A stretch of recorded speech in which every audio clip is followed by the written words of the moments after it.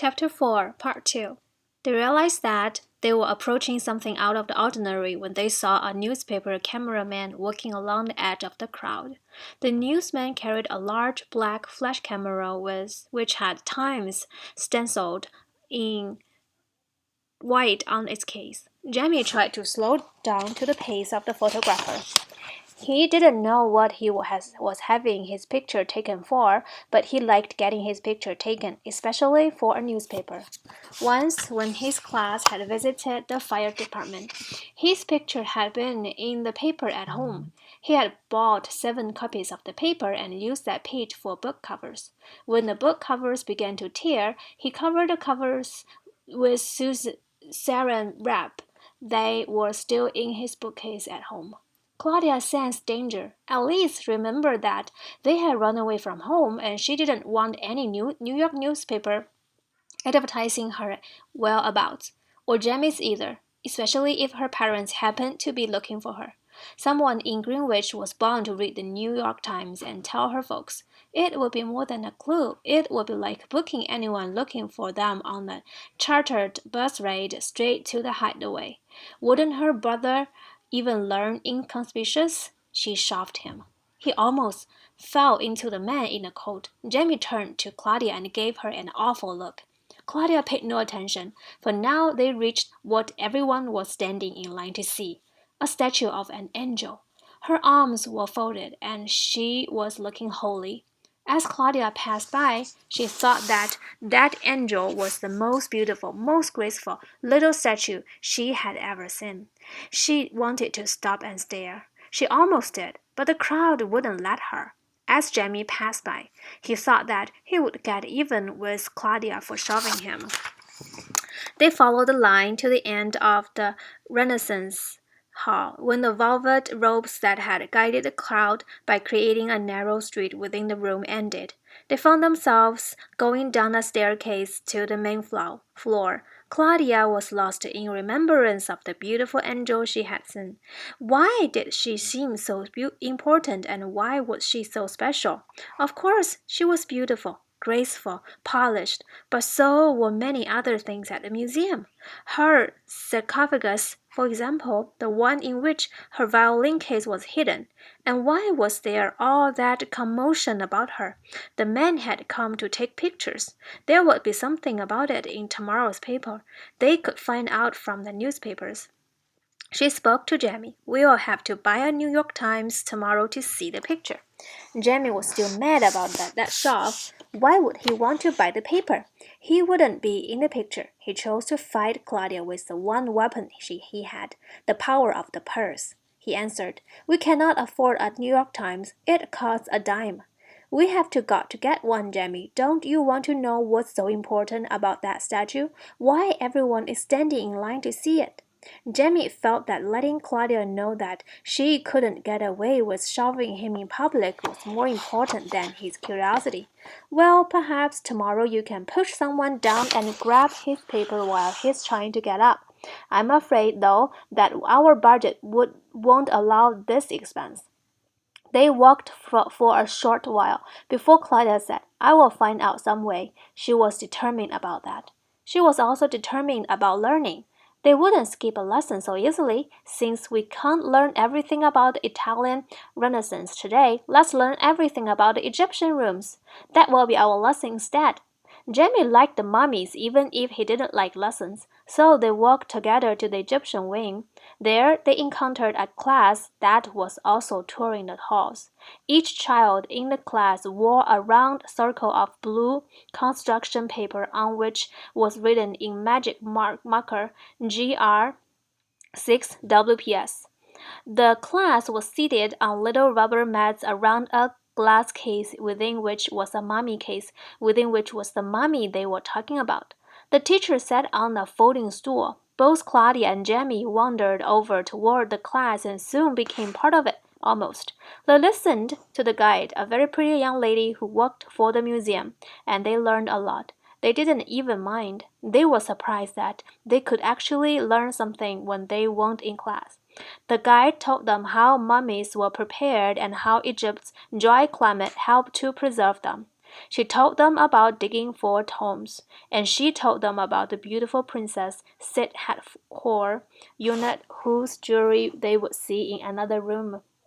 Before they left this room, however, she wanted to know if there were any questions. Since I'm sure this group was typical of all the school groups that I have observed at the museum, I can tell you what they were doing. At least 12 members of GR6WPS were busy poking at each other. 12 were wondering when they would eat. 4 were worrying about how long it would be before they could get a drink of water. Only Jamie had a question. How much did it cost to become a mummy? The pretty guide thought he was part of the class. The teacher thought that he was planted in the audience to pep up the discussion. The class knew that he was an impostor. When they bothered to notice Claudia, they knew that she was one also. But the class had the good manners that come with not caring. They would leave the impostors alone.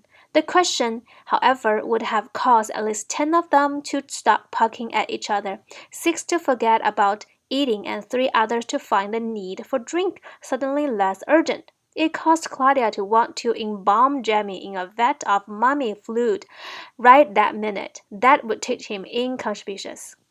The guide told Jamie that some people saved all their lives so that they could become mummies. It was indeed expensive. One of the students called out, "You might even say it cost him his life." Everyone laughed. Then they picked up their rubber mats and walked to the next room. Claudia was ready to pull Jamie out of line and make him learn another part of the museum today, but she got a glimpse of the room they were to go to next. It was filled with jewelry, case after case of it. So they followed the class into that hall. After a short talk there, the guide bid them goodbye and mentioned that they might enjoy buying some of the museum pamphlets on Egypt. Jamie asked if they were expensive. The guide answered, "Some are as inexpensive as a copy of the Sunday New York Times. Others cost much more." Jamie looked over at Claudia. He shouldn't have. Claudia looked as satisfied as the bronze statue of the Egyptian cat she was standing near. The only real difference between them was that the cat wore tiny golden earrings and looked a trifle less smug. They got the New York Times next day. Neither Claudia nor Jamie bought it. The man who left it on the counter while he was looking at the reproductions of antique jewelry bought it. The king had stole it from him. They left the museum immediately thereafter. Claudia read the paper while they ate breakfast at home and Harrod's. That morning she didn't eat breakfast for breakfast. Crackers and roasted chestnuts. In bed at night satisfied only a small corner of her hunger. Being hungry was the most inconvenient part of running away. She meant to eat heartily for every cent Jamie gave her. She bought macaroni and cheese, casserole, baked beans, and coffee that morning. Jamie got the same. The information they wanted was on the first page of the second section of the Times. The headline said, "Recorded crowd views museum bargain." There were 3 pictures, one of the record crowd standing in line, one of the statue itself, and one of the director of the museum with an assistant. The article was as follows. Saxenberg, you can find an original of the newspaper in my files. It's in one of the 17 cabinets that line the north wall of my office. Officials of the Metropolitan Museum of Art report that 100,000 people climbed the Great Stairway to catch a glimpse of one of its newest acquisitions, a 24-inch statue called Angel. Interest in the marble piece arises from the unusual circumstances attending its acquisition by the museum and from the belief that it may be the work of the Italian Renaissance master Michelangelo. If proof is found that it is an early work of Michelangelo, the museum will have purchased the greatest bargain in art history. It was purchased at an auction last year for $225. Considering that recently Prince Franz Joseph II accepted an offer of $5 million for a small painting by Leonardo da Vinci, an artist of the same period and of similar merit. will give some idea of how great a bargain this is. The museum purchased the statue last year when one of its curators spotted it during a preview showing of works to be auctioned by the Park Bernard Galleries. His initial suspicion that it might be the work of Michelangelo was confirmed by several other museum officials, all of whom kept their thoughts quiet in a successful effort to keep the bidding from being driven higher. The statue has been the subject of exhaustive tests and study by the museum staff as well as art experts from abroad. Most believe it to have been done about 470 years ago when Michelangelo was in his early 20s. The statue was acquired by the Park Bernard Galleries from the collection of Mrs. Basil E. Frankweiler. She claims to have purchased it from a dealer in Bologna, Italy from before World War II.